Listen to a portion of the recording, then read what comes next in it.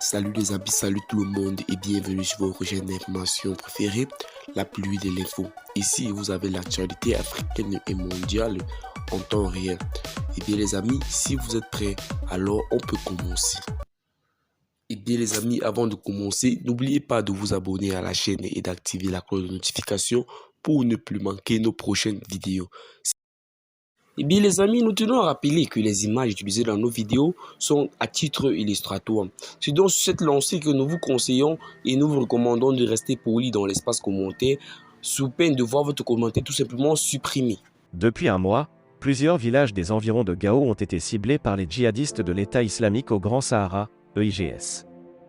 Entre 300 et 500 personnes ont été victimes, principalement des civils.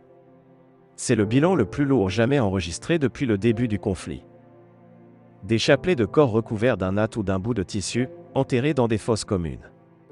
Des marchés réduits en cendres, des villages pillés et désertés dont les murs portent les stigmates des horreurs passées, impacts de balles et traces de suie.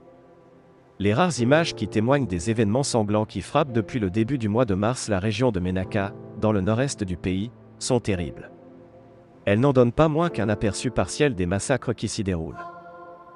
Voilà des semaines que les villages de cette zone dite des « trois frontières », à cheval sur le Mali, le Niger et le Burkina Faso, sont le théâtre des pires massacres de civils qu'a connu le Sahel depuis le début de la crise en 2012.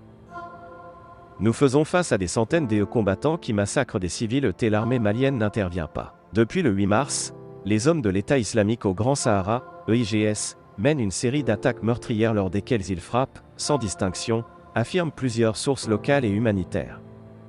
Ils ont attaqué successivement les villages de Tamala, d'Inchinanan ou encore d'Andramboukane, tuant des centaines de civils.